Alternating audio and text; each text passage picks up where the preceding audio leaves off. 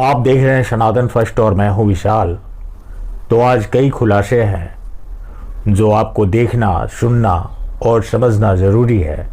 और मास्टर स्ट्रोकवादियों, जाकर अपने अकाउंट से कह देना कि चैनल बैन होने से यहाँ कोई फ़र्क नहीं पड़ता, हम यहीं हैं, यहीं रहेंगे, यहीं रहेंगे। और कल भी बखिया उधेड़ते थे, आज भी उधेड़ रहे हैं और आगे भी उधेड़ते रहेंगे। तो अपनी अकाउंट से कह देना कि अगर स्ट्राइक भिजवाना हो तो यहाँ भी भिजवा सकते हैं, लेकिन वो ध्यान रहे उनके कुकर्मों का पर्दाफाश होता रहेगा, होता रहेगा, होता रहेगा। तो मामला मदनी से भी जुड़ा हुआ है, कई खुलासे भी हैं। तो पहले सबसे आप मदनी का बयान सुनिए। साथ ही इस धरती की खासियत यह है, ध्यान करिएगा, साथ ही इस धरती की खासियत यह है कि यह खुदा के सबसे पहले पैगंबर अबुल बशर सैयदना आदम अलैहिस्सलाम की सरजमीन है। आप यही तशरीफ लाए। यह धरती इस्लाम की जाए पैदाइश है, यह मुसलमानों का पहला वतन है।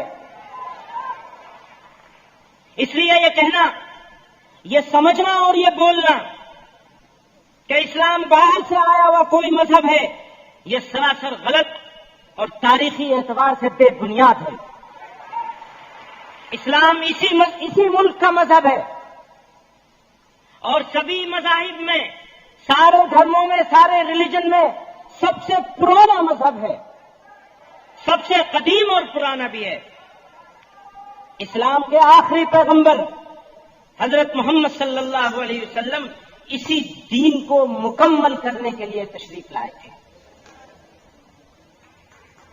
इसलिए मैं वाज़ेह तौर से कहता हूं कि भारत हिंदी मुसलमानों के लिए वतनी और दीनी दोनों हैसियतों से सबसे अच्छी जगह है। लेकिन साथ ही अब ये मदनी कौन है? जमीयत उलमाए हिंद से जुड़ा हुआ है। जमीयत उलमाए हिंद वही जिसके मुखिया अरशद मदनी मोहन भागवत से गुप्त मीटिंग करते हैं। कैसा मीटिंग चल रहा है?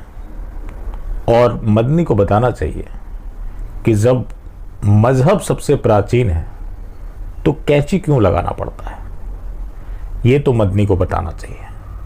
अब इस तरह की जो तकरीरें होने लगी, यूं ही नहीं होने लगी, इसके लिए बहुत काम किया गया।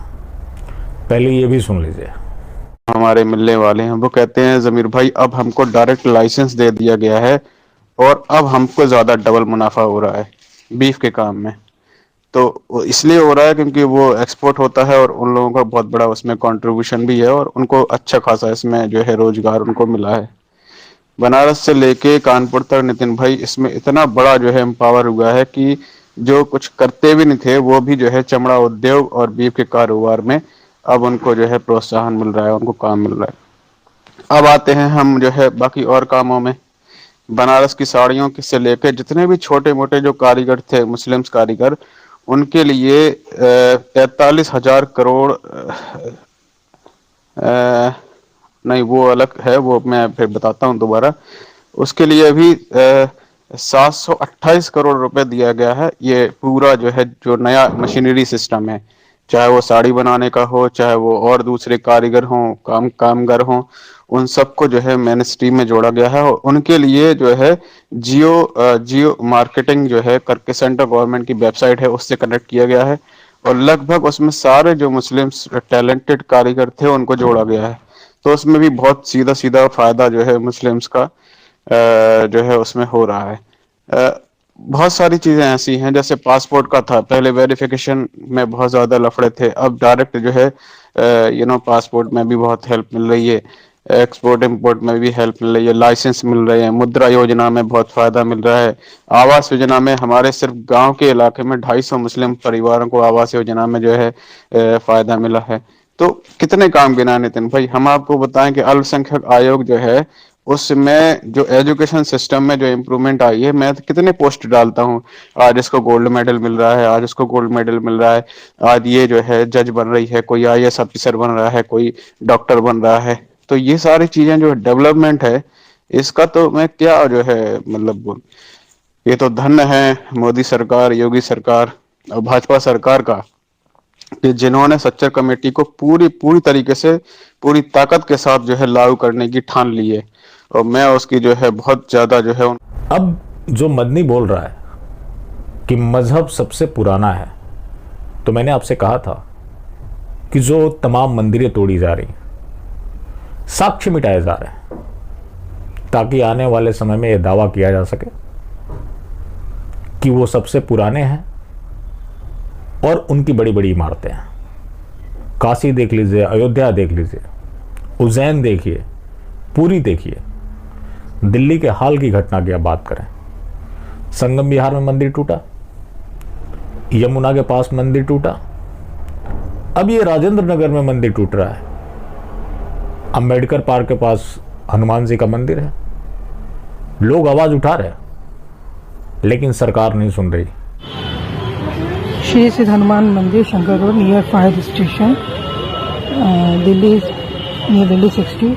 यहाँ पे डीडीए और रिलीजन कमेटी वाले आए हैं मंदिर तोड़ने के लिए, जिसका हमारा कोई सुनवाई नहीं हो रही है, बिना नोटिस के आए हैं तोड़ने के लिए। अभी मंदिर कौन तोड़वा रहा है? केंद्र में बैठी नरेंद्र मोदी की सरकार।